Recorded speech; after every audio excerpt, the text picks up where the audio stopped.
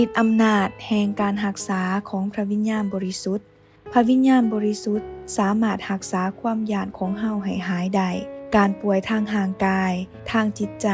บาดแผลทางใจ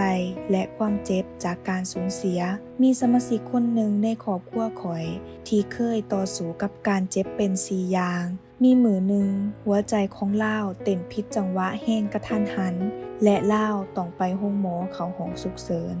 ทานหมอบอกข่อยว่าลาวอาจจะตายได้และหมอต้องใส่ท่อเข้าไปในหลอดเลือดหัวใจของลาวข่อยให้และอธิษฐานในนามชื่อพระเยซูพระเจ้าขอบ่ให้อาการของลาวต้องใส่ท่อในหลอดเลือดหัวใจขอพระวิญญาณบริสุทธิ์เฮ็ดให้หลอดเลือดสลายสิ่งที่บ่ดีแพทย์นำโตลาวไปห้องผ่าตัดเพื่อเกียมผ่าตัดแต่ว่าบ่ดนทานหมอออกมาจากห้องผ่าตัดและบอกข่อยอันใดหนึ่งอย่างน่าหงึดงอพวกเขาบ่ต้องผ่าตัดลาวแล้วสิ่งที่ตัดหลอดเลือดนั้นได้ออกเองแล้วลาวถูกรักษาด้วยฤทธิ์อำนาจของพระวิญญาณบริสุทธิ์พระเยซูอยากรักษาเจ้าเช่นกันตอนนี้เจ้าสามารถรับเชื่อพระเยซูเป็นพระผู้ไถ่และกษัตริย์ของเจ้าเมื่อเจ้าเจ็บในร่างกายจิตใจ